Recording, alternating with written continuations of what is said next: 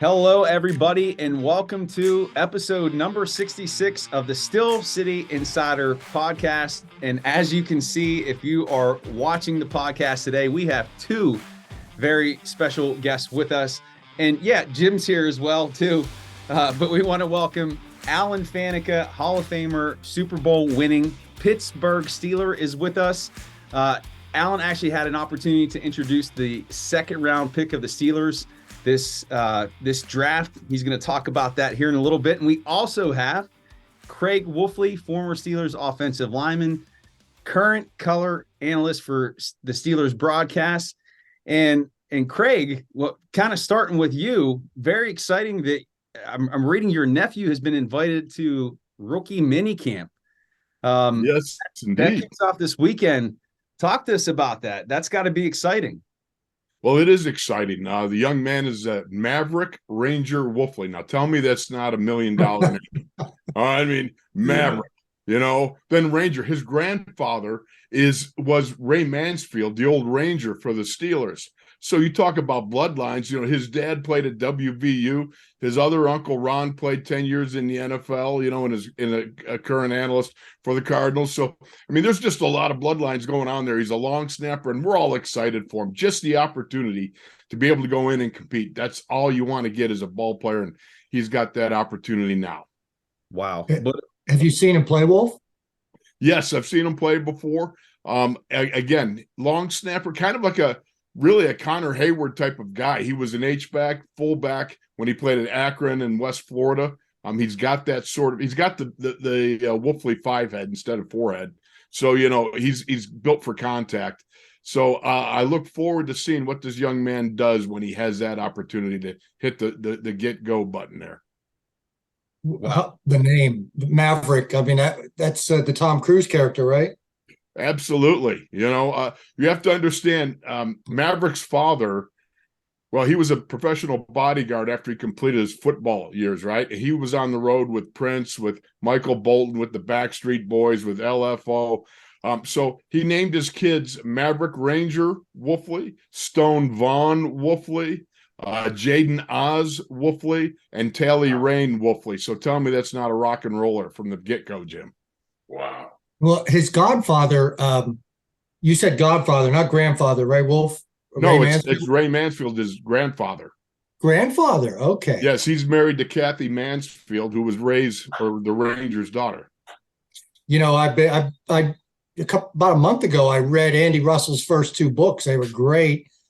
And Ray Mansfield was a big star in those books. It's quite a life he lived. I wish I had some of the notes, but did you read those books? And I haven't read the books, but I got to tell you something. The Ranger was a guy that I just loved to be around, because when you talk about masterful storytelling, this guy was aces, man. He was so much fun. You know, you just sit back and listen. You'll love those stories in that book.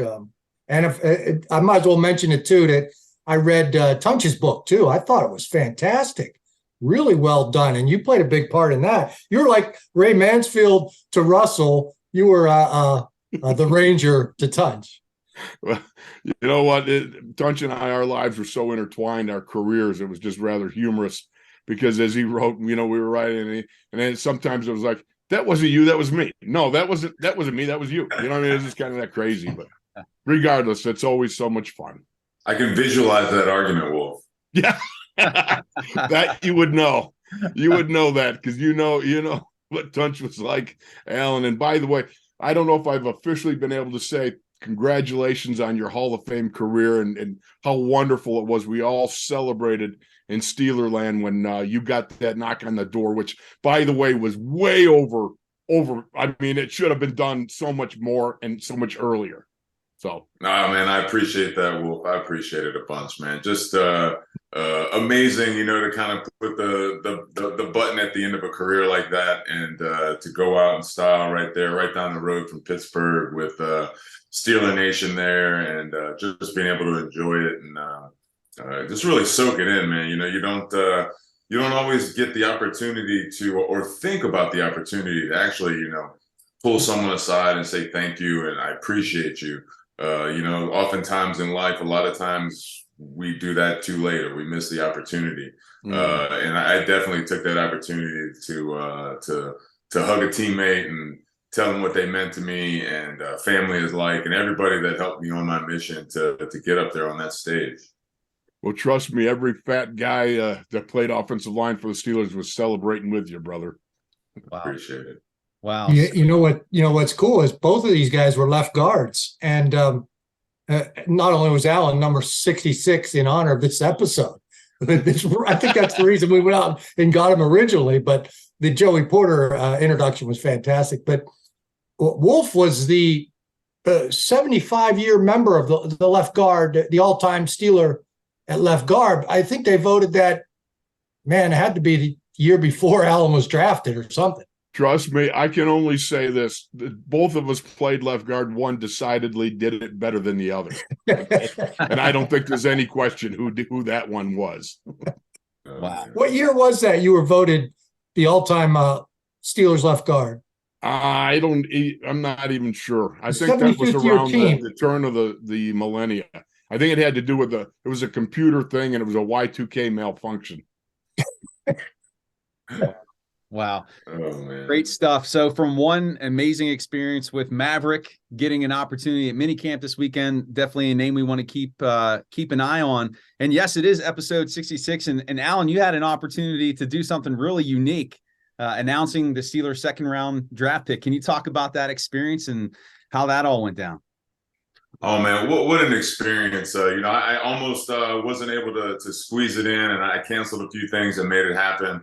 And just a great adventure, a trip. I brought my son, who's in 6th grade, with me, and we got there, and I got to do all the behind the scenes stuff, and he just really enjoyed it. He was born at the end of my career, so he didn't get to enjoy a lot of the fun stuff, but going there, enjoying it, and then getting to call Joey Porter Jr.'s name was the icing on the cake. We wish it would have happened differently for him, going in the first round, especially being there. But, all night long, I was like, man, I hope they pulled the trigger. I resisted getting on the phone and calling Omar to see what he was thinking and what they were leaning on. I know they had a lot going on, man, but I was definitely, I was so excited when they told me a couple minutes before I went out on stage that he was the pick and that I was going to get to call him. And how cool is that? One of my best teammates, good friend, and I get to go up there on stage and call out his son's name and welcome him to the family. It gave me chills. Wow. It was cool. A couple things. In 98, it was 98 you were drafted first round, right? Yeah. Okay, in 98, I mean, they were floundering. They had 2-3 bad years in a row there. And I think the drafting of you and Hines, they got the boulders, the pillars for the next offense, the next Super Bowl offense. And the next year, they got the 2 defensive pillars, Joey and Aaron Smith. So the fact that you come in, because I think this is a rebuilding team, and I have a good feeling that good things are coming, and maybe a Super Bowl. So the fact that you were could announce Peasy is kind of symbolic of the last shift. And also, give me your feelings. I mean, you were here. You are going to kick off the night. I mean, it wasn't just for Steelers fans. It was for the entire NFL. And the players didn't introduce the first round, did they? No. So you were the first former player to come out. Well, I know you wanted a better player, but were you worried about a trade down and taking away not only your thunder, but the Steeler Nation? And, say it would have been that corner from Kansas State. I mean, Alan Faneca coming in the middle of the round and announcing a kid from Kansas State doesn't have the same feel as what happened. It doesn't. And that's why I was so excited that it was Joe and it worked out. But really, honestly, going in, I knew the value of the pick. And then you take away that the Dolphins lost theirs. So, I mean, really it was the last pick of the first round, number-wise. That had a lot of value. And with the quarterback still on the board, I knew that there was probably a strong chance, that they were getting good offers for the pick. So really, I was hoping it was Joey. I was thinking it was going to be Joey Jr. or the trade. And who knows? And here I am, 10 picks, 20 picks later, and I'm announcing, the little guy from Wisconsin or wherever from. But it was exciting. It was exciting, and it's for as organized and as everything is, and they kind of handed me the card and just like went off, and I was like, all right, which way? And it's like, well, that way. And I'm like, okay, I'm good. And everybody just kind of threw me out there on national TV, and I was like, I mean, it's not a hard gig, but I mean, at the same time, I was like, all right, I got this, guys. Let's go. But it was just really exciting to see the behind the scenes, to see kind of the movie magic, especially if you sit there and watch. My son wouldn't let me leave. Like, we stayed through the entire second round. He wanted to be there for everything and enjoy it. And when you sit there behind stage, you can see the picks that they're ahead. And, sometimes they're announcing a pick, but there's already 2 picks. They've already been made. They're already sitting there. They're just waiting for, TV to catch up to them. So it was interesting. Wow.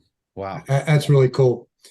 Yeah. So the draft is in the books, but we want to spend some time talking about a particular position, a particular player before we get into the other prospects. And what better way to do that than talking to 2 Steelers offensive line greats with Alan and Craig. And Broderick Jones, they trade up, they snag him at number 14. Would love to hear your take on what he's going to offer in year 1 and how does he impact the Steelers this coming season? Yeah, I think everybody at once, right? For me, I think he's a young guy. I know he hasn't had a lot of starts under his belt, so there's definitely going to be a learning curve there.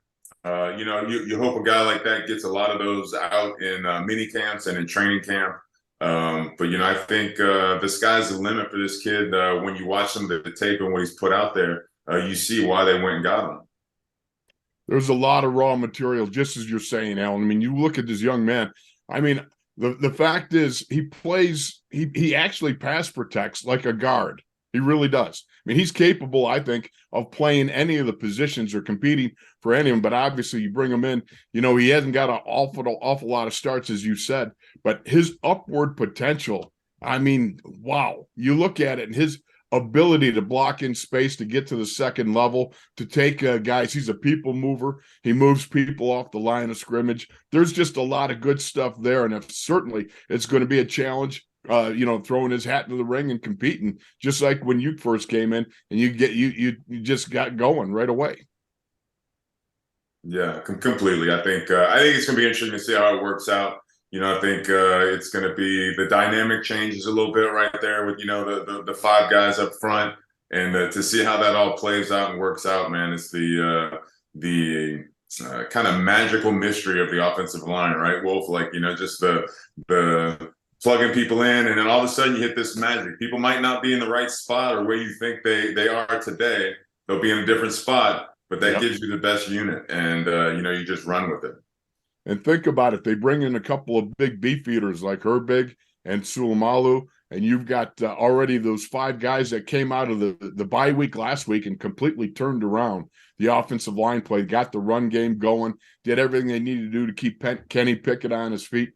There's going to be a lot of competition coming up. And I love the way Andy Weidl's going about it. You talking about Steeler football, moving people, being competitive, being able to go on the road and win in the trenches there. All that sort of stuff, man. It warms the heart of fat guys, It does. It doesn't. The way the NFL is going these days in the last few years, right?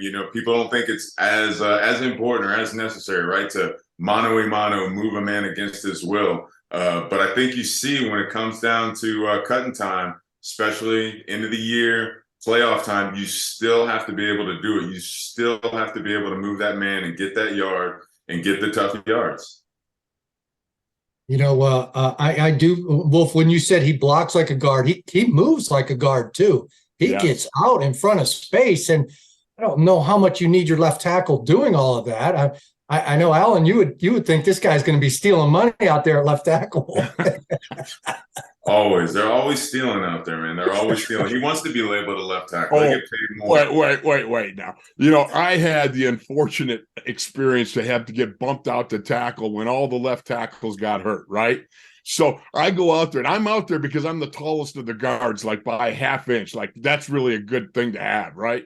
So I go out there. It's like a fist fight in a parking lot out there. I like the close quarter combat inside. So Alan does this years later, comes out, and he comes out of the game, and I'm like going, so what was it like? And he goes, those guys are stealing in pass rush situations. It's easy. I'm like going, oh, yeah, for you maybe, but for some of us lesser, we have a little bit of an issue out there. Yeah. With Skoronski, they were talking about him being one of the top tackles, and I watched him, and everybody said, "Yeah, he's more of a guard." But I didn't see Alan Faneca. I didn't see when he pulled. I just saw a blocky guy pulling, not somebody getting out in front and leading as many pulls as you did. And Alan, you did that in college too. That was the big thing at LSU, right? Yeah, it was. I was very fortunate, man. They put me to use just like Pittsburgh did when I got there. Put them to use, let me do what I do well. And for some reason, I've always had just kind of a natural feel and pulling and finding the hole and being able to move in space. And that's not really a common trait for a lot of linemen, right? Moving in space. We're these big, huge guys. So you've got to be able to move and keep your eye on your target and kind of be a little nimble on your toes. Well, this guy has played a lot of right tackle in practice. He said his coach made sure he was ready for both sides when he was a reserve. So where do you see him, and how long do you see it taking? He's going to turn 22 in like a month. He's not even got his full man strength yet. Okay, I mean, that's still going to be on the rise for several years to come.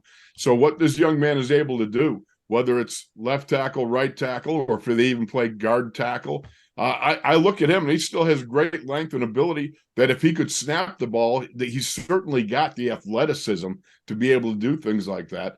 I say put him in the mix, just let him compete and see where it goes. That's what it's all about. Alan knows it's about competition. When you have superb competition in the room, you're going to have a rise in the level of all guys across the board. And I say, hey, let them have at it.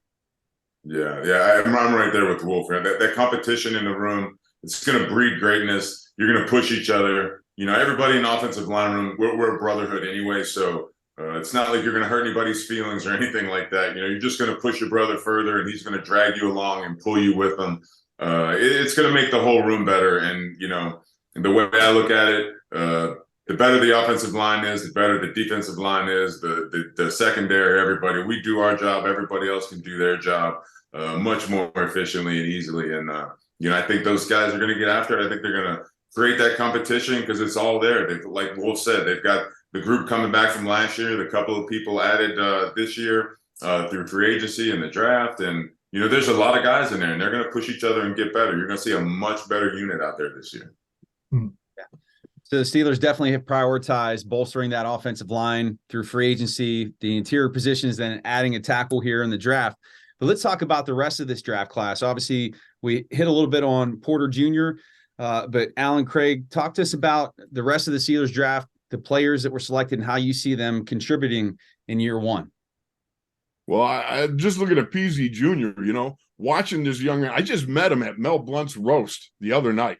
The guy is huge. I mean, you'd want to talk about a wingspan. This guy is the Condors of defensive backs. Who's bigger? This wingspan on him. This guy, not only can he cover the back shoulder, he can cover simultaneously the front shoulder, back shoulder, and all shoulders in between, for crying out loud. That's a lot of coverage. If you watch him playing butt ball along the sidelines, when you use that sidelines as a 12th defender, he runs stride for stride. And when he puts those long arms up, that quarterback has to arc that ball like I can't even believe to try to drop that one in. Now if you got a safety back there, that safety has a shot at it. Yeah, he's got a shot at it. I like this kid. His wingspan is really impressive. Is he bigger than Mel? You know what? He is now. well, Mel was always listed at 6'4", but they didn't have a combine, to get the real size. Trust me. Mel was 6'4" back in the day. My first meeting with him was on a P-39 Geo in training camp, and the kid here didn't fare too well. That was a lot of man back in the day, I will tell you. Oh, man. So Porter Jr., obviously, how about let's take a look at Keanu Benton and some of the later round picks. Your thoughts on those players? Yeah, for me, the tight end out of Georgia, man. I mean, when they drafted him, the first thing I said, we're setting the edge, right? The edge is now officially set.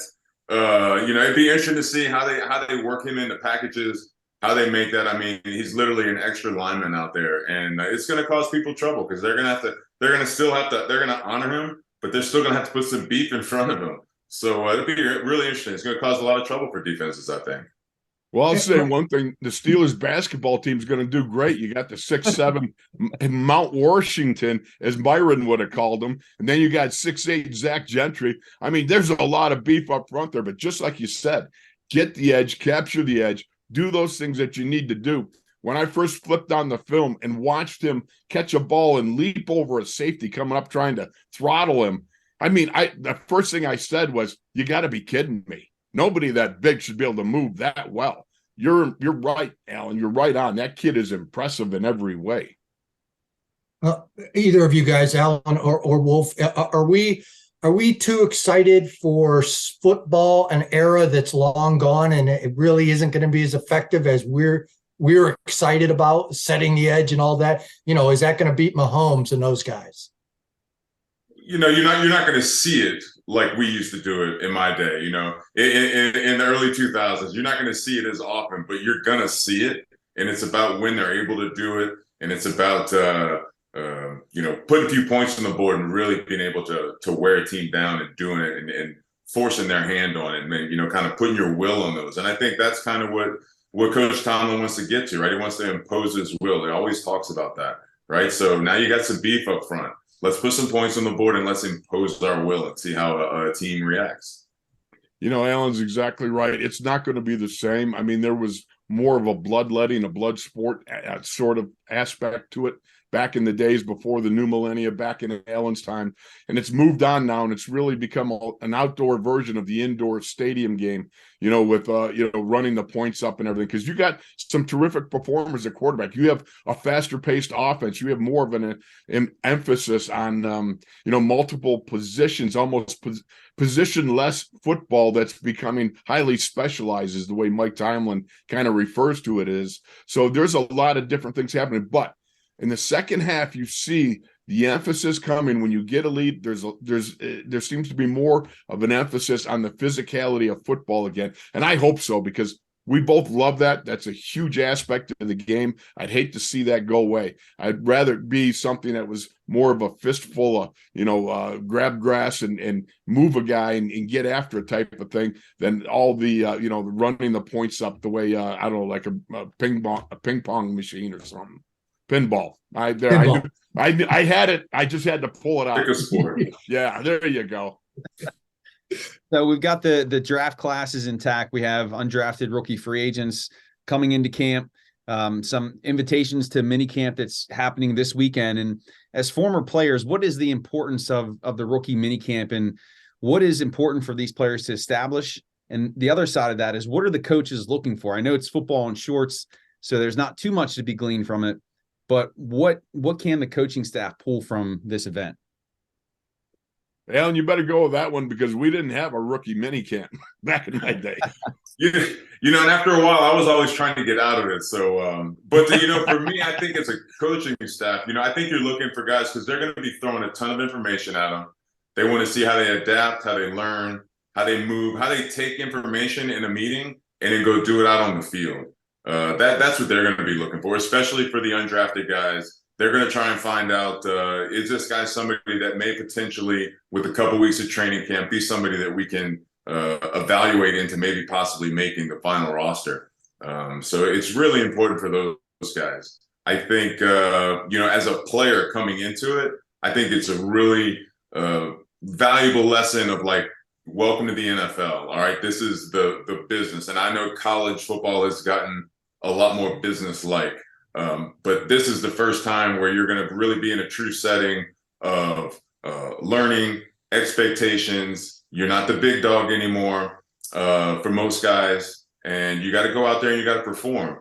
And you kind of get a little bit of a peek of what's expected and where you're supposed to be at. That's a great litany of things that need to be accomplished. You're exactly right, Alan. And I really think the emphasis on being able to learn. Back in my day, we got our playbook when we walked into the first day of training camp, and you just had to hit that the escalator and go down the whole thing of what the coaches were installing night after night after night. You got to keep up, and you got to be able to do it because, opportunity, it doesn't come around very often, and so when it does, you've got to be ready to grasp that opportunity, and certainly being able to have some sort of ability to see and understand what's going on and get comfortable. Part of it is in getting comfortable. If you can just get comfortable, it's awkward. You're not in your locker room. You're not with your guys that you've been, with in the last 4 years. It's a whole different thing. And so getting comfortable is part and parcel of the whole deal.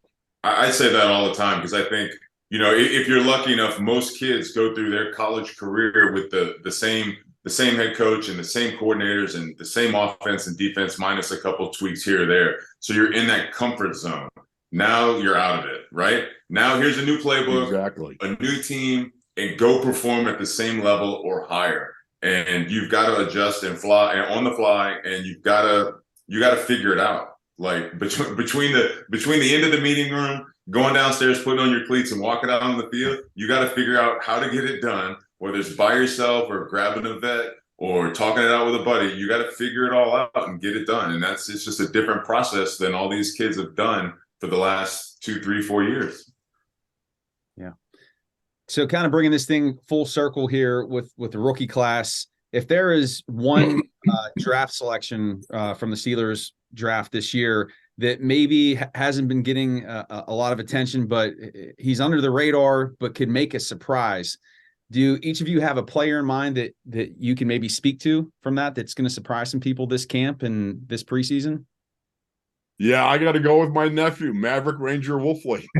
Let's go, baby. All right. There you go. You never know what this kid can do. He's got some Wolfley going for him, and you hope that he's able to get that the Ranger attitude and manifest that sort of playing ability from his grandpa. So let's hope it's Maverick. I love the name. I'll buy the first jersey. Wolf, you said he's a long snapper, but isn't he also a fullback? He's fullback, H-back, a Connor Hayward type. Very, yeah, he's good in that area. But the main emphasis, I believe, is going to be on long snapping. Cool. That's an edge. Somebody with some football knowledge in that family must have been working with them. Let me tell you, I've been catching snaps from him, and let's just say it's a good thing I was not a punter. I would have been a very skinny punter. Oh, man. Alan, you got a sleeper? I don't know that I've got a sleeper in the group. Obviously can't wait to see what Joey Jr. is going to go out there and do. I keep saying, has he come up with something? What are we calling him? Does he come up with a name that we're going to go with besides Joey Porter Jr. for the rest of his career? How can you not call him PZ Jr. just out of reaction? PZ Jr. All right. I'm really interested to see what he does and what he brings. And I think he's going to bring a little fire sliding down to number 2. And the O-line room, like we've been talking about, just not really a sleeper, but just like the dynamic of it and how it works out. Big tight end out there setting the edge, seeing some interesting things. It's going to be good stuff to see, I think, in training camp. I think I asked you guys, what would you do with this offensive line? Who's going to play where? And that's the job of the coach. It's nice to just, hey, you deal with this. Tell us when you're done. Give us the names when you're done so we spell them right.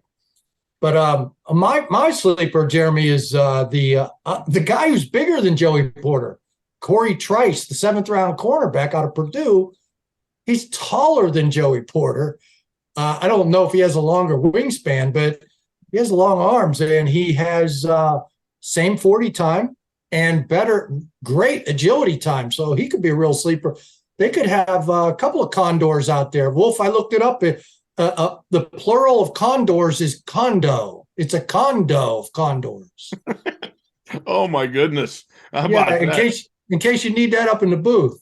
Yeah, that could be something I'll have to tuck away. But certainly, as Alan was just talking about, and I'm look forward to it. Let's face it, the Steelers haven't had the greatest success in drafting of corners of late. And, this is an opportunity. And you look at this young man, the bloodlines are there. And I'll tell you, too, watching him, I love the fact you can see the old man in him when he pulls the trigger on a kill shot. You can almost imagine Joey doing the same thing, years ago.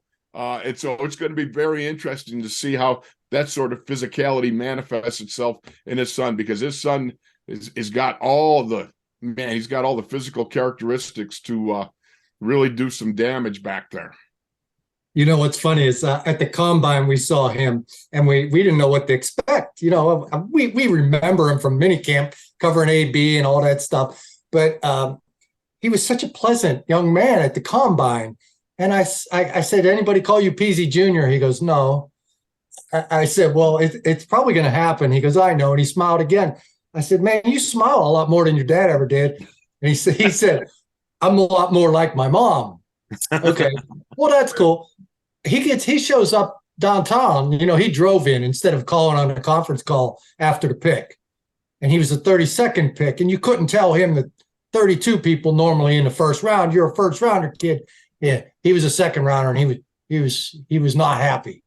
And then that's when you saw his dad. He wasn't happy. I said, "You're more like your dad tonight, aren't you?" He goes, "Yeah, I'm a little pissed."